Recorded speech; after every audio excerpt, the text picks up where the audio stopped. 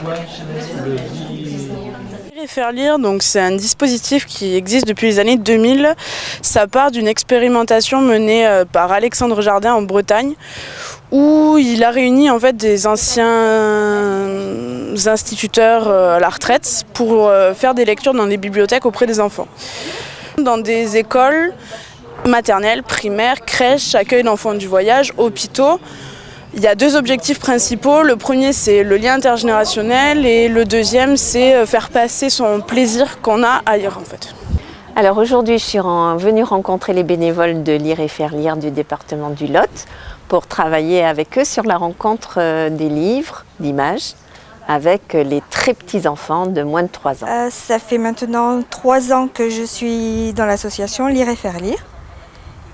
Et je viens de suivre cette formation sur les 2 jours, qui a été pour moi quelque chose de très instructif et intéressant. Aujourd'hui, j'ai la tête qui est pleine de belles choses, pleine de choses que je vais devoir les jours précédents mettre en valeur, filtrer et puis en ressortir des bonnes choses pour mettre en pratique dans les écoles.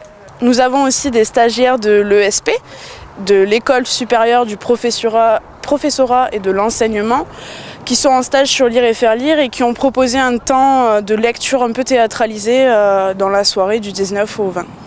Pragmatiquement, je fais mon stage perlé. Après, j'essaie aussi d'apprendre des méthodes et des façons de pouvoir lire aux enfants de façon plus efficace. Même si l'efficacité, je me rends compte que ça n'a rien à voir en fait. Et qu'il faut venir comme on est parce que c'est comme ça que ça fonctionne le mieux. Et donc voilà, je voulais connaître un peu les rouages de tout ça, connaître l'envers du décor et pouvoir mieux m'imprégner de cette association. Il n'y a pas vraiment de thème, le but c'est de se rencontrer, d'échanger qu'il y ait de l'échange entre bénévoles, qu'il y ait de l'échange avec les formateurs, c'est pour ça que les formateurs dorment aussi sur le centre. Après voilà, c'est sur du coup le thème poésie